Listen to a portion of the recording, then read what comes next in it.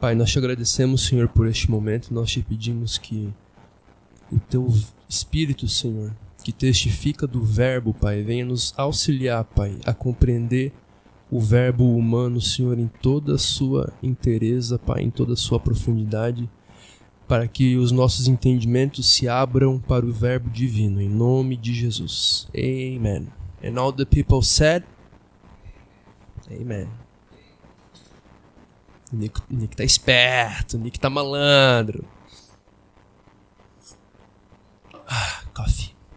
Então, pessoal, vamos continuar nossa aula de leitura, certo? Esta aula aqui, eu tô percebendo que ela tá se tratando mais de uma aula sobre como ler do que sobre a Montanha Mágica, né? Porque ninguém tá lendo o livro. Então, eu tô dando uma aula sobre como ler, certo? Vocês percebem como é difícil o brasileiro ler, parar a semana inteira para 10 minutos para ler algo, né? Então, eu tô falando num tom, gente, para incitá-los a um novo modo de viver, não para dar bronca, tá bom? Porque eu não tenho autoridade para dar bronca em vocês, né? Vocês estão aqui de livre e espontânea vontade, mas para não acontecer o que aconteceu com o Nick, por exemplo, posso falar da tua situação, Nick? Você permite? Então, o Nicolas, eu falo com todo amor e com todo respeito, né? Mas o Nicolas, ele teve a mesma educação que todos nós tivemos na escola, né? Tô tomando o Nicolas só porque é um exemplo ilustrativo. E, gente, ele fez 4 anos de administração na faculdade. E eu alertava ele, né, em 2019, quando ele começou a fazer a faculdade, eu falei, Nicolas, eu dei o Crime e Castigo para ele ler. Eu falei, cara, você não vai aprendendo nada na faculdade. Tudo que você estudar na faculdade vai servir somente para te emburrecer. Vai ter um efeito nocivo à tua inteligência, certo? Agora, pega aqui Crime e Castigo, vai ler. Eu dava artigos do Olavo de Carvalho para ele ler, né? Durante o almoço eu corrigia. Eu fazia algumas perguntas sobre o artigo, né, Nick? Só que o Nicolas desanimou, parou, né? E se ele tivesse continuado, né, há 4 anos, né, Nick? Tivesse durante 4 anos cumprido aquilo ali que eu estava passando, hoje o Nicolas seria o melhor tesoureiro de Blumenau. Ele seria capaz de administrar a igreja melhor do que o pastor até. Porém, né, o Nicolas foi lá, fez administração durante 4 anos, não estudou, né, Nick? Estudou só na faculdade, né? Mas como eu sempre digo, né, a faculdade é um lugar onde você está impedido de estudar, certo? Quando eu fazia faculdade na FURB, eu ia para a biblioteca durante o recreio para eu estudar um pouquinho. Eu ficava 4 horas sem estudar, né? Ficava com a minha inteligência seca, sedenta. Pensei, meu Deus do céu. Eu ia lá na sessão de literatura clássica, pegava um Dante Alighieri e ficava lá me deleitando, né? Daí depois voltava para a aula para continuar me emburrecendo, né? Aí por isso que eu parei a faculdade. Eu parei da faculdade porque eu queria estudar, certo? 4 horas da minha vida todo dia, durante 4 anos, era um tempo que eu pensei, cara, não importa. Não importa, entendeu? Não importa o diploma que eu vou deixar de ter, não importa o papel social que eu vou deixar de exercer. Pode falar comigo. Tá. Não importa o papel social que eu vou deixar de exercer, né? A perda da minha inteligência é tão grave que qualquer benefício que eu poderia ganhar em troca dela seria obsoleto, entendeu? Não valeria a pena de qualquer maneira. Então eu pensei, não importa qual que é o benefício que eu poderia ganhar com um diploma. 4 anos passando por um atrofiamento da minha inteligência seria, assim, simplesmente intolerável para mim, né? E então, voltando ao caso do Nicolas, ele durante 4 anos ele estudou administração na faculdade, e eu asseguro para vocês que o Nicolas não tem a ideia mais remota nem dos fundamentos da administração. Por isso que ocorreu, né, um apocalipse nas finanças da igreja. Compreende? Então, eu creio muito na capacidade do Nicholas, né, mas para o Nicholas se tornar um administrador, não é que o Nicholas, não, eu estou falando isso não para rebaixar o Nicholas, mas para ilustrar para vocês o caráter totalmente precário da nossa educação, né? Não é que o Nicholas não é capaz de administrar, ele não é capaz sequer de cumprir as tarefas que um office boy deveria cumprir dentro de um escritório de administração. É duro falar isso, né? Mas o Nicholas, ele tem plena capacidade, né? Tanto que eu falo pro Nicholas, na aula de inglês ele é um dos que estão indo melhor. Então eu vejo, o Nicholas tem inteligência, tá, Nick? Eu tô falando isso, tu tem capacidade. Porém, ele ficou aconteceu exatamente o que eu falei. 4 anos recebendo dose de burrice na veia. Acontece isso. Entendeu? Você fica 4 anos recebendo burrice em alta concentração, direto na veia. E se você não toma um antídoto todo dia, qual que seria o antídoto do Nicholas todo dia? Ler um texto do Olavo de Carvalho, ler um Dostoiévski, isso seria o antídoto. Mas ele não fez. Então, o que aconteceu? Os neurônios dele foram embora. Cada dia que ele ia pra faculdade, os neurônios... Opa, vamos cair fora daqui que não tem nada, eu não quero ter nada a ver com isso que tá acontecendo aqui. Entenderam, gente? É seríssimo, tá? Seríssimo. Então, para que não aconteça com vocês o que aconteceu com o Nicholas, né? E o Nicholas agora, ele é muito jovem ainda, claro que o Nicholas vai dar a volta por cima nessa situação. Eu creio que o Nicholas vai ser um homem inteligentíssimo, culto, tá, Nick? E super capaz. Mas se fizer o que eu tô falando, né? Se finalmente fizer o que 4 anos atrás eu falei pra você fazer.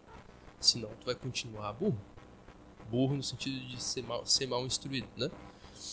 E... Então, para que não aconteça, gente, e vocês um dia olhem para si mesmos e tenham a amarga constatação de que vocês são incapazes intelectualmente,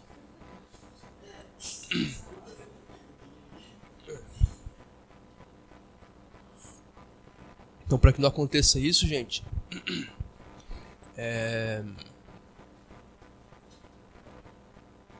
eu sugiro que vocês cumpram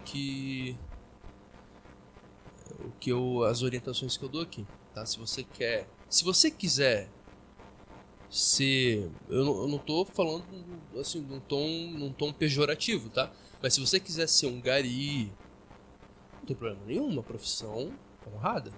Se você quiser ser catador de lixo, se você quiser ser, sei lá, engraxador de sapato, né? Caixa de supermercado, tu já vai ter problema se tu chegar com a tua educação lá hoje, for caixa de supermercado, tu já vai ter problemas. Vai ter que ter alguém para te passar um treinamento, porque tu vai ter problemas, tá? Mas uma profissão um pouquinho mais, né, rudimentar, né, como sei lá, engraxador de sapato, né, você pode até ser. Agora, se você quer exercer qualquer função que exige um mínimo de instrução, você precisa se educar por conta própria, porque a academia brasileira, o sistema educacional brasileiro, ele serve para emburrecer. Emburrecer, não é que ele não passa instrução, não, ele passa emburrecimento ativo, tá? E eu posso provar para vocês. Se fosse o caso, eu poderia trazer aqui um estudo para vocês.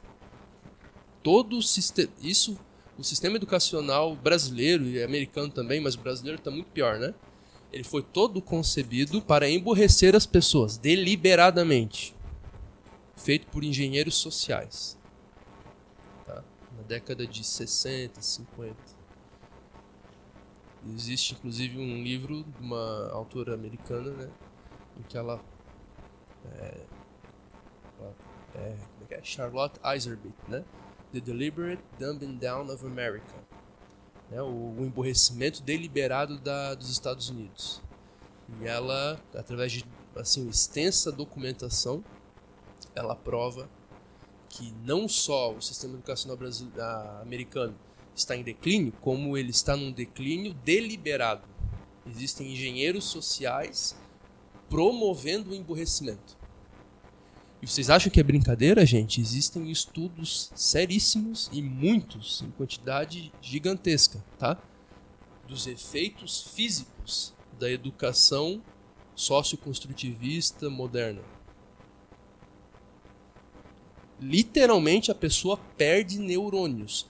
A massa cinzenta da pessoa diminui, gente. Isso tem diversos estudos que já constataram isso. Tem efeitos físicos. Tu fica com menos neurônios, as sinapses dos teus neurônios diminuem. Então é um crime isso daí. É um crime, é literalmente um crime. Você está abusando fisicamente da cognição das pessoas através desses métodos. Então é um negócio muito sério. Muito sério.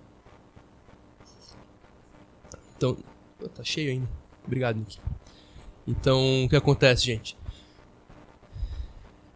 Quando eu falo pra vocês que é de essencial importância para a vida de vocês estudarem meia hora por dia, 20 minutos por dia, pegar um Thomas Mann e ler, tá?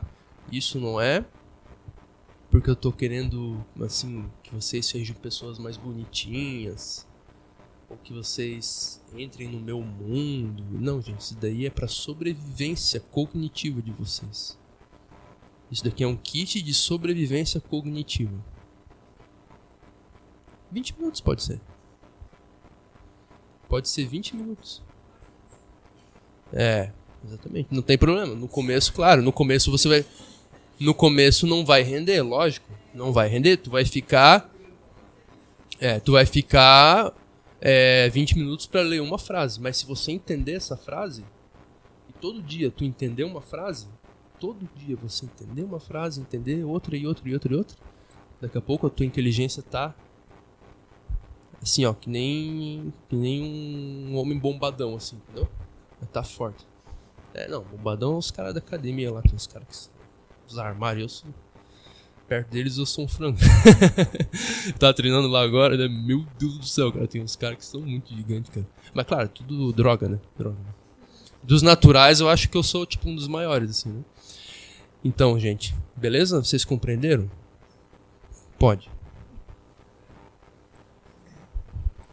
Como o Dani falou, Aline, sobre mim, é muito real isso que ele fala e é muito importante vocês estar dando ouvido a eles, gente. Ele não fala isso só porque ele quer que vocês sejam do mundo dele mesmo.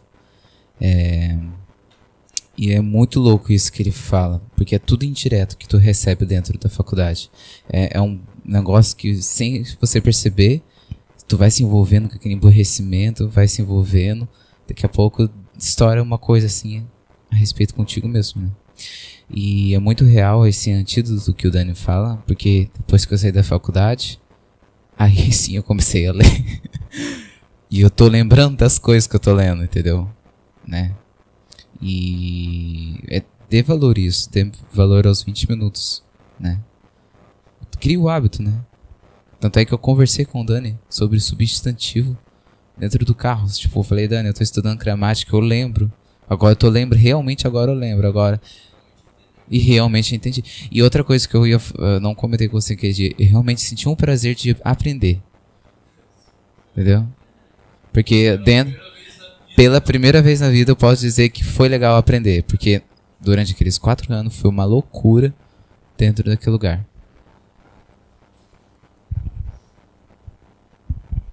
Então é isso aí, gente. Então vamos continuar? Então vocês se recordam que a gente terminou naquela parte em que o Hans Castor estoura de risos por causa do fato de que os hóspedes ali estão cumprindo o seu repouso programado, alguma coisa assim, né? Então vamos continuar. Pouco faltou para que Hans Castorp voltasse a estourar em risos. Eu aprendi, ó. Ask. Como, em plena escuridão, vocês ainda se deitam na sacada? Indagou com voz vacilante. Por que com voz vacilante? Fala, Lucas. Good evening. De boa? Então, por que, gente? Indagou com voz vacilante.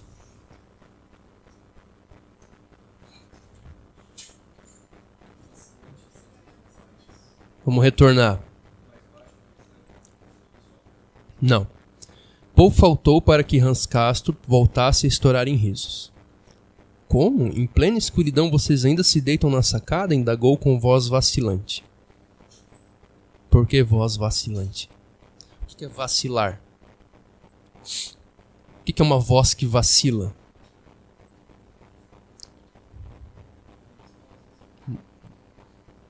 Não. O que... Da bobeira também, isso. O que é você andar vacilando? Vamos procurar... Não. Vamos procurar o dicionário. Que vacila. Trêmulo, hesitante, mudável, instável, perplexo. Instável, trêmulo. O que você andar vacilando? Vacilante. Andar meio que mancando ou não muito firme dos pés. Um bebê, quando começa a aprender a andar, ele anda vacilante. Certo? Agora, o que é voz vacilante?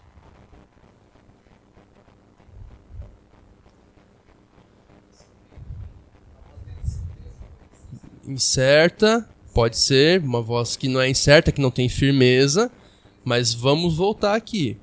Pouco faltou para que Hans Castorp voltasse a estourar em risos. Como? Em plena escuridão vocês ainda se deitam na sacada? Indagou com voz vacilante. Por que ele estava com a voz vacilante? Isso, exatamente. Por quê? Porque ele estava... Pouco faltou para ele estourar em riso. Ele não estourou em riso, então ele estava segurando o riso. Então a voz dele estava vacilando porque ele mal conseguia conter o seu riso. Entendendo? Vamos lá. Então vocês jamais podem passar um trecho sem compreendê-lo, gente. Por que ele estava com voz vacilante? Entendem? E o que é uma voz vacilante? Você precisa entender. 99% dos estudantes brasileiros vão passar, indagou com voz vacilante. Beleza, próximo parágrafo. Entendeu? Aí o cara não entende o que lê, não sabe por quê. Tá? Vamos lá.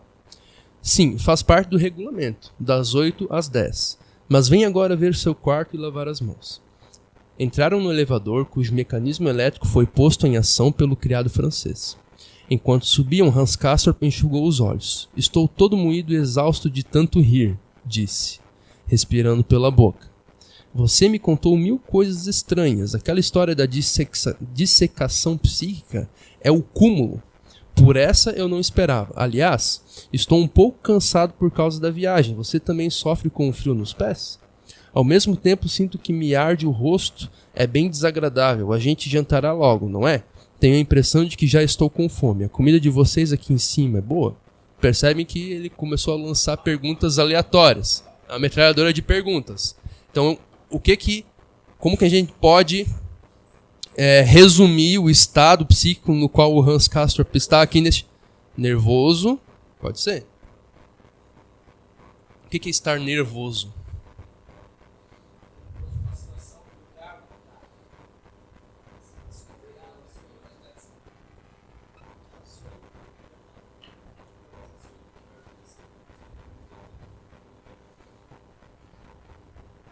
Certo.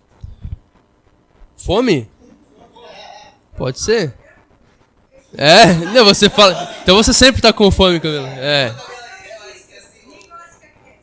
Tá. Mas tudo bem, eu não tô perguntando. Percebam, eu não tô perguntando o motivo. Eu tô perguntando a descrição. Certo? O que?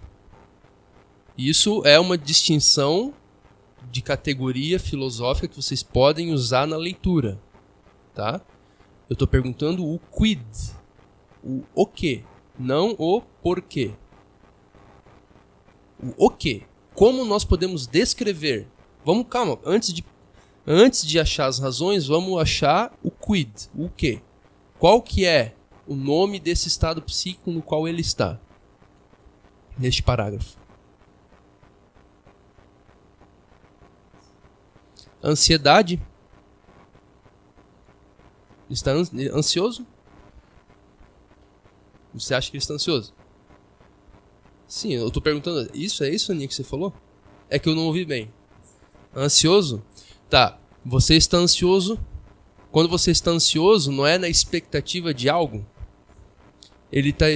Qual que é a expectativa dele?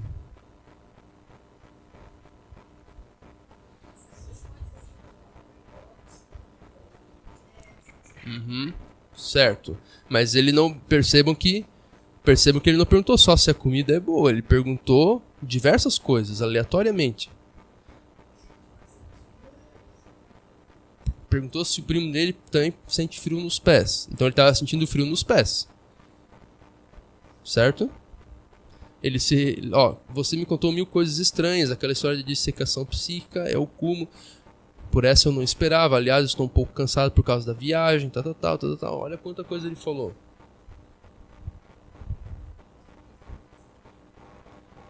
Muito bom.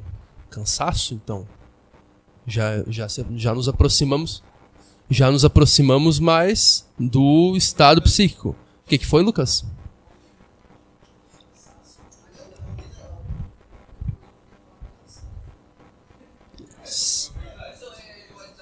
Exatamente.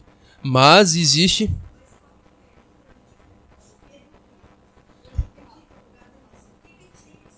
É que você não prestou atenção na minha pergunta.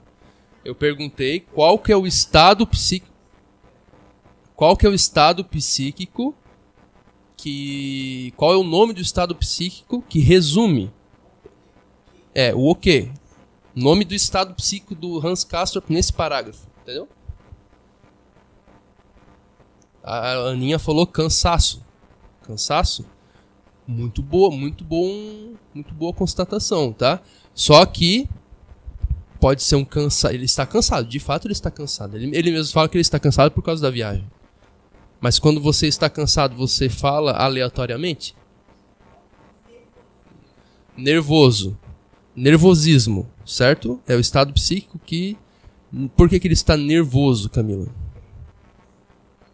Certo. O que é o nervosismo? Qual é a diferença entre nervosismo e cansaço?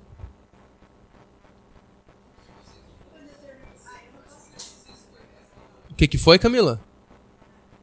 Não, mas essa aula aqui é para puxar vocês para raciocinar, para o raciocínio, entendeu?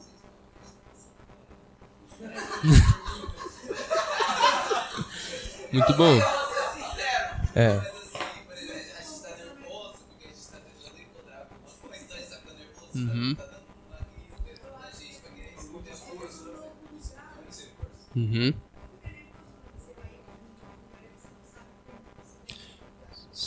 Isso, então o nervosismo que procede da insegurança.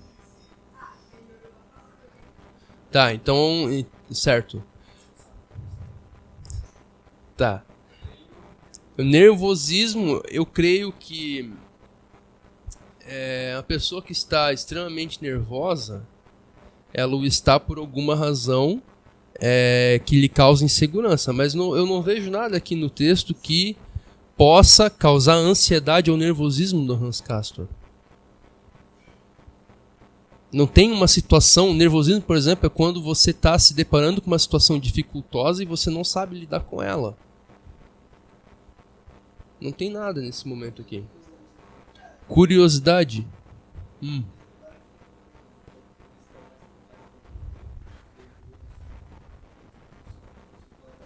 Mas à vontade... Não, tem um criado francês ali com eles. Criado francês... Aquele criado francês, ele... Oi. Empolgação? Quase. É a melhor palavra até agora. Quase. Ele está empolgado. Mas empolgado você está também no prospecto, quando você está esperando algo que você antecipa ser maravilhoso para você. Aí você fica empolgado. Mas eu creio que também não é isso. Exatamente. Entendeu? Não, curiosidade não. Curiosidade não. Ele está curioso também, tá? Ele está um pouco nervoso, ele está um pouco curioso, ele está um pouco cansado. Empolgado, eu acho que não, tá? Mas é quase mas é exatamente, mas é o mais próximo daquilo que eu vejo aqui. Quando eu falar, vocês vão falar, lógico.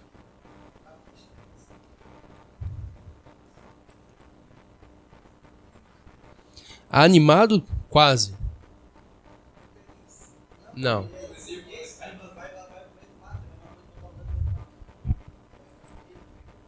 É.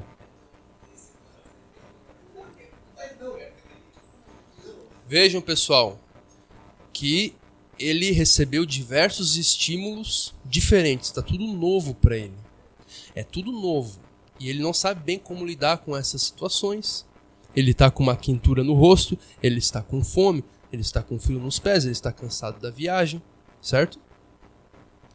E neste exato momento aqui, ele começa a disparar uma metralhadora de perguntas desconjuntadas e ele nem espera a resposta do primo. O mais característico aqui do estado mental no qual ele está é que ele não espera a resposta do primo. Oi? Desconfortável? Está desconfortável, um pouco.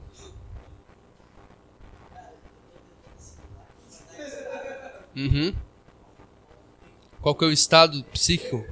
Eu vou falar, o estado psíquico que ele está é de agitação. A agitação mental, certo? A quantidade exatamente.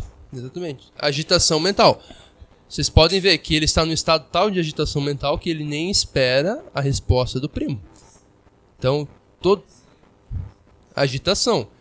Compreendem? O cansaço. Exatamente, era isso que eu ia falar agora. A agitação dele provém de uma série de elementos que estão lá dentro dele, no caldeirão da psique dele, revolvendo-se. Cansaço, as experiências novas, um certo nervosismo, uma certa insegurança com a situação, uma certa hilaridade com tudo que ele viu. Ele acha um pouco engraçado. Isso aqui, eu não sou um psicólogo, não sei. Não, aí é outra aula, Lucas. Aí é aula de filosofia daí, no mínimo, né?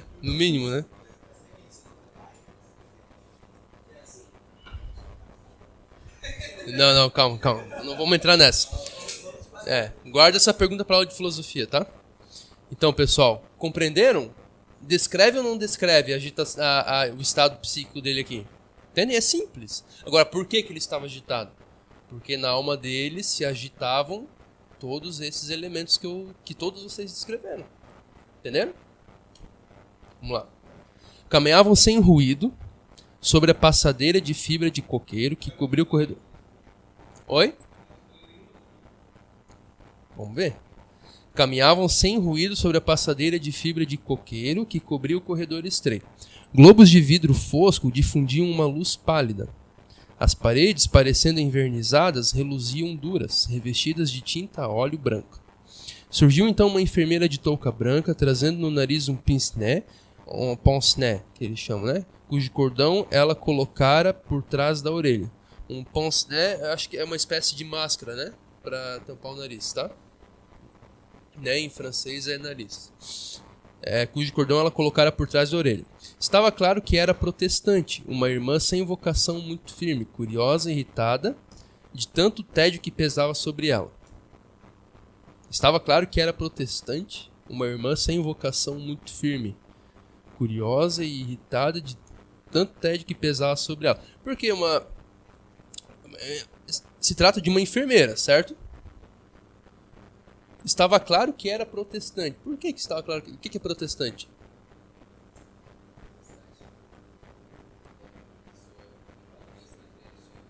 Hã?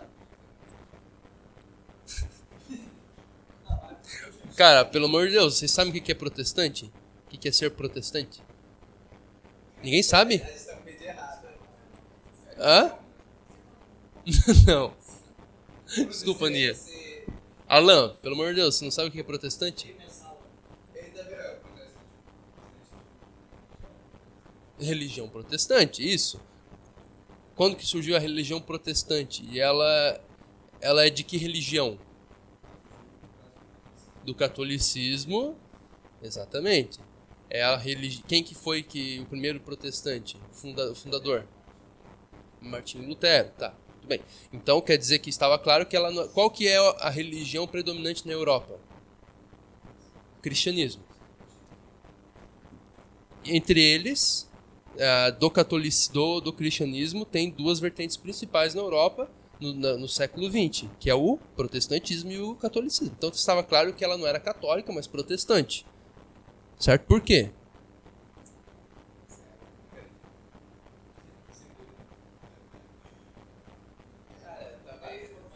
Não dá.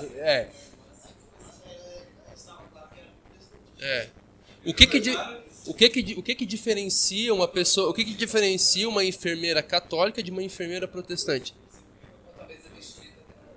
Pode ser a vestimenta. Porém, isso daqui você pode anotar como dúvida a ser tirada. Você pode fazer um estudo sobre isso.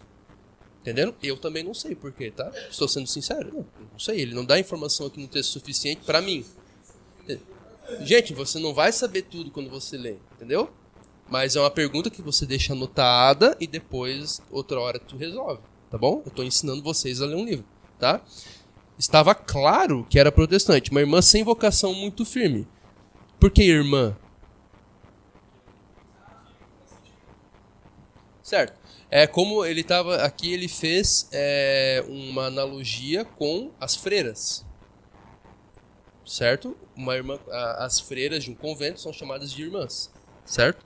Se chamam entre si de irmãs. Então é como se fosse uma freira protestante.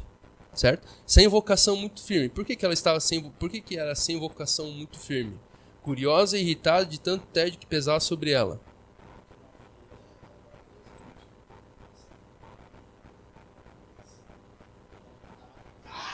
Perfeito. Você compreendeu o texto, isso aí. Então quer dizer que a vocação religiosa dela era altamente questionável. Por quê? Porque ela estava curiosa, ela estava demonstrando um estado de irritação e de curiosidade, né? De irritação por causa do tédio e de curiosidade que lhe pesava. Dá para ver isso no semblante dela, certo? Em 2 pontos do corredor, em frente das portas brancas envernizadas e numeradas, viam-se no chão uns recipientes grandes, bojudos de gargalo curto, sobre cuja finalidade Hans Castorp se esqueceu de pedir explicações. Exatamente. Vamos. Isso daqui a gente vai guardando para depois.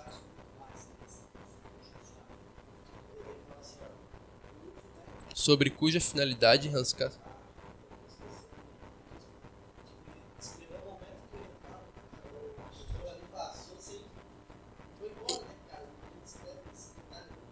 Isso aí. Deixa lá na tua mente, lá toma nota mental disso, tá? Aqui está o seu quarto, disse Joaquim. Número 34. À direita fica o meu, e à esquerda mora um casal rosso. Gente um pouco relaxada e barulhenta, diga-se de passagem, mas não houve jeito de evitar isso. Bem, que tal lhe parece? O que você acha do quarto? Que tal lhe parece? A porta era dupla de folhas superpostas, e no vão entre elas havia cabides. Joaquim acendera a lâmpada do teto, e sob a luz trêmula, o quarto se apresentou alegre e tranquilo, com móveis brancos e práticos, os papéis de parede igualmente brancos, resistentes e laváveis, o linóleo limpo, cobrindo o soalho, e as cortinas de linho bordadas de maneira simples e graciosa, conforme o gosto moderno. Eu não sei o que é linóleo, vamos ver aqui. Tecido impermeável, eu não sei tudo, gente. Tecido impermeável feito de uma base de juta a que se aplica óleo de linhaça, cortiça em pó e resina. Tapete ou cobertura feita com... É uma espécie de tapete, então, tá? Então vocês veem que o quarto estava bem asseado, bem limpo, preparado para receber um hóspede. A porta da sacada estava aberta. Viam-se as luzes do vale e ouvia-se ao longe uma música de baile. O bom Joaquim colocara algumas flores num pequeno vaso sobre a cômoda. A época de segunda florada oferecia aquilégias e umas poucas campânulas que ele mesmo colhera na encosta. Então, quando que o Joaquim fez isso? Antes do Hans Castorp chegar. Então, o bom Joaquim fez isso. Então, vocês percebem que ele é uma pessoa generosa, preocupada com acolher o seu primo, certo? Muito amável da sua parte, disse Hans Castorp. Que quarto simpático. Num lugar destes, dá prazer passar algumas semanas. Anteontem morreu aqui uma americana, disse Joaquim. Berens achou logo que a coisa se acabaria antes da sua chegada. Berens é o médico. Achou logo que a coisa se acabaria. Que coisa? O trespasse dela, o processo de morrer, certo? Achou logo que a coisa se acabaria antes da sua chegada e que então você poderia ficar com o quarto. O noivo estava ao lado dela. Embora fosse oficial da marinha inglesa, não se pode dizer que manteve a compostura. A cada instante saía ao corredor para chorar como um menino. Depois esfregava as faces com cold cream, porque estava escanhoado e as lágrimas lhe ardiam na pele. Escanhoado tá tudo descabelado. Na noite de anteontem, a americana teve 2 hemoptises de primeira e com isso, fim de papo. Hemoptise eu acho que é uma perfuração no pulmão, uma hemorragia do pulmão, vamos ver aqui. Expectoração de sangue, é quando você cospe sangue, tá? Então, na noite de anteontem, a americana teve 2 hemoptises de primeira e com isso, fim de papo. Mas ela já se foi ontem de manhã e é claro que então desinfetaram tudo pra valer. Com formalina, sabe? Dizem que é excelente nesses casos. Então, vocês percebem que todo o asseamento, a limpeza do quarto, o cuidado, ele adquire um tom um pouco macabro agora, certo? Ele foi desinfetado, na verdade. E o primo fala abertamente: ontem a mulher morreu aqui, a gente teve que desinfetar tudo, cuspiu sangue, o noivo foi uma cena terrível. Então, ele tá falando como se fosse totalmente banal, corriqueiro, rotineiro. Então vocês percebem que o Hans Castorp, esse provavelmente é um dos primeiros contatos com a morte, ou com a proximidade da morte que o jovem Hans Castorp está tendo. Tá? Hans Castorp viu a história sob uma distração nervosa. Distração nervosa. Ele não estava querendo prestar atenção no assunto, né? Por causa do nervosismo, certo? Porque aquilo era demasiado chocante para ele.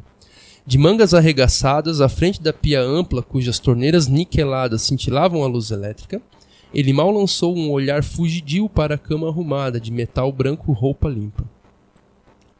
Desinfetaram? Então está ótimo, disse ele, com certa loquacidade e sem muito propósito, enquanto lavava e enxugava. O que é loquacidade, gente? Hã? O que é alguém loquaz? Loquaz é Adai é loquaz, fala bastante.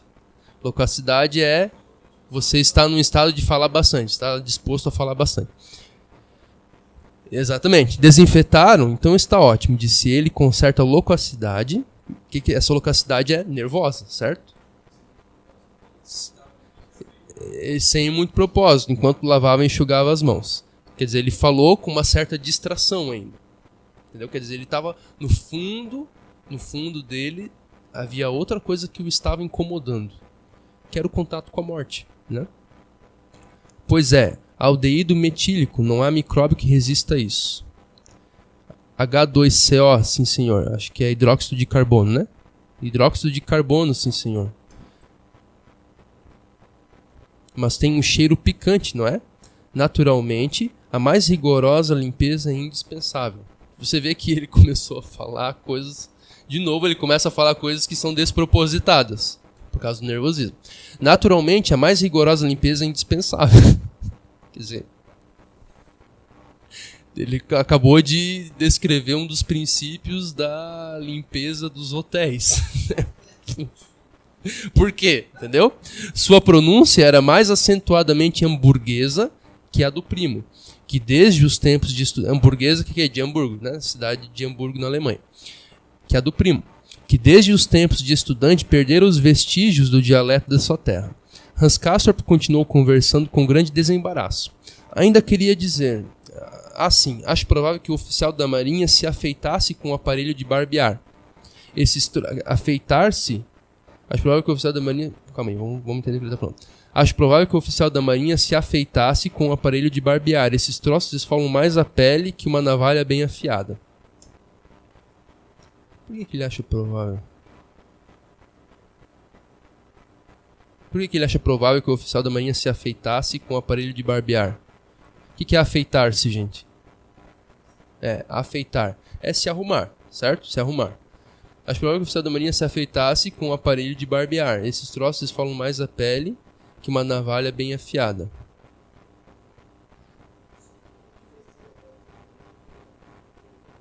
Não.